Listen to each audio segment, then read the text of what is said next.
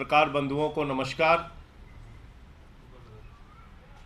प्रधानमंत्री की डिग्री का मामला जब से सामने आया है, पूरी की पूरी भारतीय जनता पार्टी बौखला गई है। सारे मंत्री, सारे प्रवक्ता, सारी की सारी भारतीय जनता पार्टी अपने प्रधानमंत्री के फर्जी डिग्री को सही साबित करने में जुट गई है। और मैं इसको फर्जी डिग्री क्यों कह रहा हूं? इसलिए कह रहा हूं कि प्रधानमंत्री जी ने जो डिग्री सार्वजनिक की है, प्रधानमंत्री जी की जो डिग्री गृह मंत्री अमित शाह जी के द्वारा प्रेस कॉन्फ्रेंस में दिखाई गई है, वो डिग्री अपने आप में कई सवाल खड़े करती है। अभी सिलसिलेवार करके मैं आपके सामने बताऊंगा।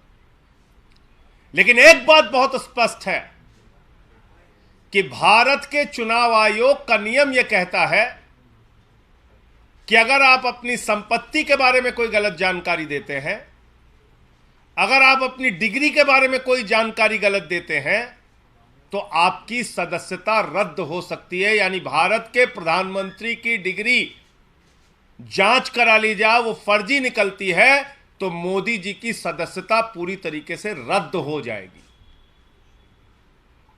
वो न सांसद बचेंगे, न चुनाव लड़ने के योग्य बचेंगे, क्योंकि एक बहुत बड़ा फर्जीवाड़ा है भारत के प्रधानमंत्री की ओर से। तो इसलिए अब मैं आपको सिलसिलेवार करके बताऊंगा कि इनकी डिग्री फर्जी कैसे। नंबर एक, ये वो डिग्री है जो गृह मंत्री अमित शाह ने प्रेस कॉन्फ्रेंस करके दिखाई थी और कहा था कि प्रधानमंत्री की मास्टर डिग्री ये है। गुजरात विश्वविद्यालय से उन्होंने मास्टर ऑफ आर्ट्स किया है। अब इस डिग्री में देखिए आप, नकल के लिए भी अकल चाहिए होती है, लेकिन इस नकल में अकल का इस्तेमाल नहीं किया गया।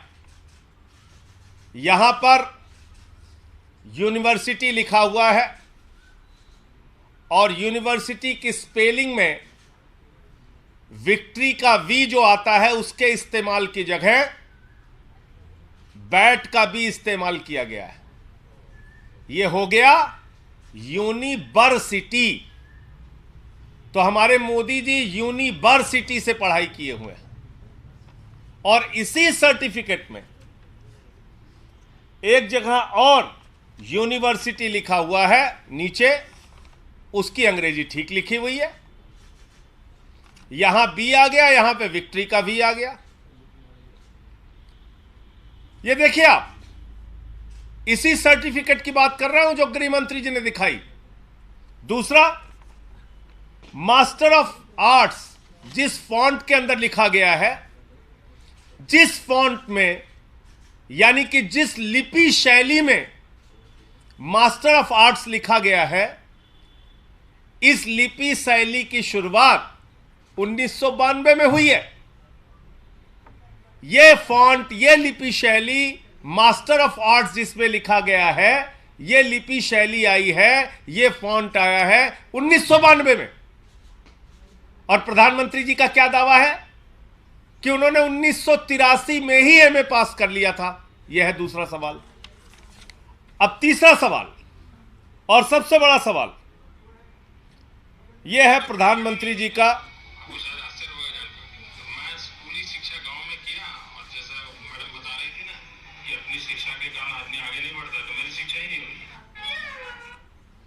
तो ये प्रधानमंत्री जी का वक्तव्य है, मेरा नहीं, माफ कीजिएगा। यह किसका वक्तव्य है? भारत के प्रधानमंत्री आदरणीय नरेंद्र मोदी जी का वक्तव्य है, मुख्यमंत्री गुजरात बनने के बाद। आज मेरा सिर्फ एक सवाल है मीडिया के माध्यम से, और भारतीय जनता पार्टी के किसी भी नेता में अगर साहस और हिम्मत है तो जाकर प्रधानमंत्री जी से इस सवाल का जवाब पूछ के बता दीजिए। सवाल क्या है? 79 में और 78 में अगर बैचलर डिग्री दिल्ली विश्वविद्यालय से प्रधानमंत्री ने कर ली, 1983 में मास्टर ऑफ आर्ट्स की डिग्री गुजरात विश्वविद्यालय से कर ली। अगर आपकी 1989 में बीए की डिग्री हो गई, 1983 में एमए की डिग्री हो गई, तो भैया प्रधानमंत्री जी देश के सामने इस बात का खुलासा कर दीजिए कि फिर 2005-6 के दौरान या मुख्यमंत्री बनने के बाद का ये जब का भी भाषण है, आपने क्यों एक टीचर को संबोधित करते हुए कहा कि आपकी कोई शिक्षा दीक्षा नहीं है, स्कूली शिक्षा के आगे आप नहीं पढ़े। ये तो आपका बयान है, मेरा बयान नहीं है। ये बयान तो आपने दिया है प्रधानमंत्री जी, ये बयान आपका है, मेरा बयान नहीं है। मैं स्कूली शिक्षा गांव में किया, और जैसा मैडम बता रही थी ना कि अपनी शिक्षा के कारण आदमी आगे नहीं बढ़ता, तो मेरी शिक्षा ही नहीं हुई। मेरी शिक्षा ही नहीं हुई, ये नरेंद्र मोदी जी गुजरात के मुख्यमंत्री बनने के बाद कह रहे हैं एक टीचर को संबोधित करते हुए। तो भैया जब आपने 79 में बीए कर लिया, 83 में एमए कर लिया, फिर 2005-6 में आप क्यों झूठ बोल रहे हैं? इसका मतलब ये सच बोल रहे थे मुख्यमंत्री रहते हुए, जो उन्होंने कहा वो सच था, वो सच था। उसके पहले के जो उनके डिग्री के खुलासे हैं वो झूठे हैं, गलत हैं।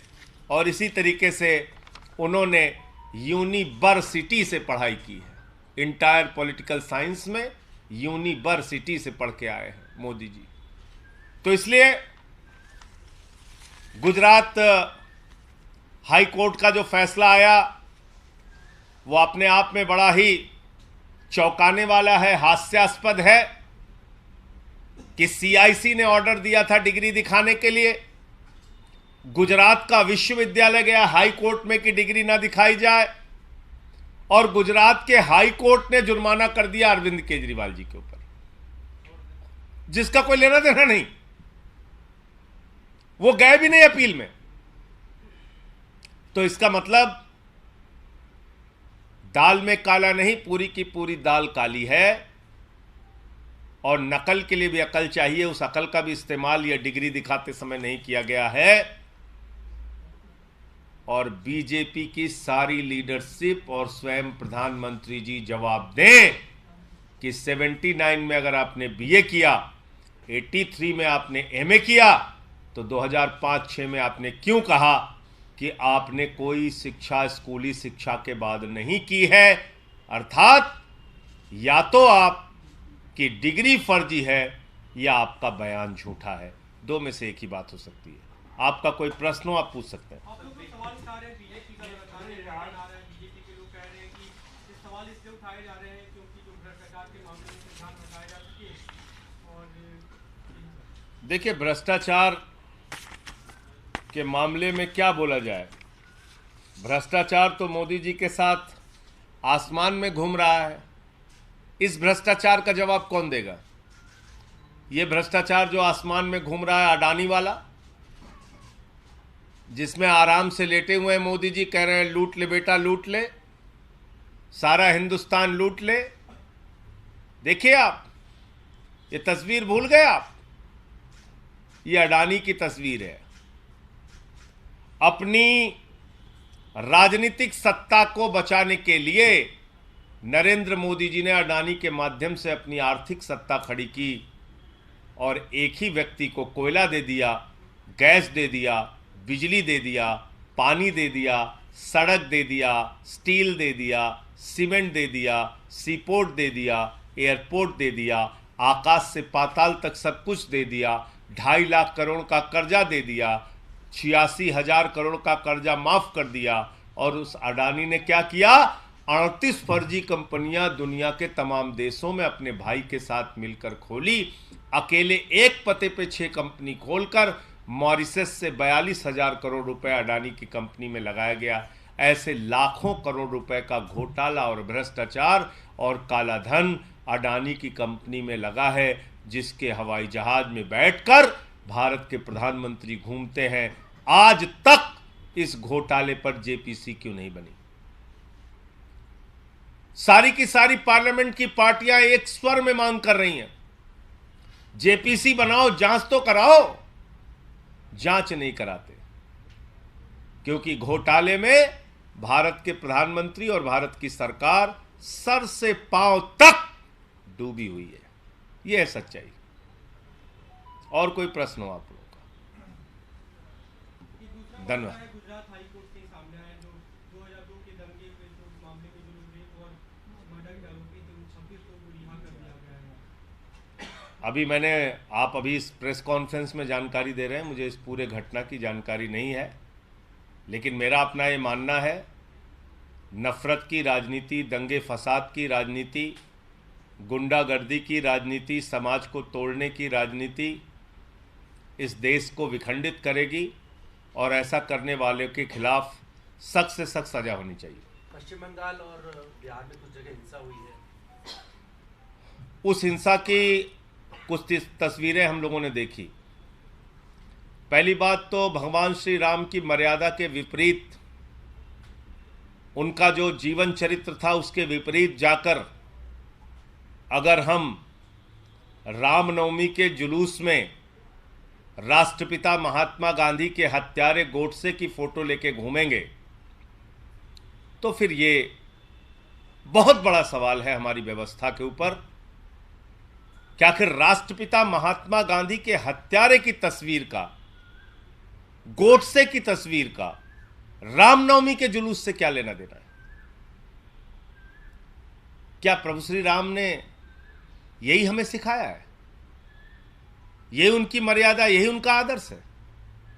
रामचरितमानस से हमें यही शिक्षा मिलती है जो रामचरितमानस कहता है सब नर करहि परस्पर प्रीति, यानी कि सारे लोग आपस में प्रेम भाव से रहें। तो हम किस ओर बढ़ रहे हैं? क्या संदेश देना चाहते हैं? हिंसा करने वाले हिंदू धर्म के हों या मुसलमान धर्म के, किसी भी धर्म के व्यक्ति हों, किसी भी राज्य की हिंसा हो, उसके खिलाफ सख्त से सख्त कार्रवाई होनी चाहिए। और अभी तो सुप्रीम कोर्ट तक ने कह दिया, नफरत फैलाने वालों के खिलाफ जो लोग कार्रवाई नहीं करते, नफरत की भाषा बोलने वालों के खिलाफ जो कार्रवाई नहीं करती, वो सरकारें नपुंसक सरकार है। ये तो सुप्रीम कोर्ट की टिप्पणी आ गई है। अब तो मोदी जी को और बीजेपी वालों को शर्म करनी चाहिए। नफरत की बुनियाद पे देश आगे नहीं बढ़ेगा, मोहब्बत की बुनियाद पे आगे बढ़ेगा।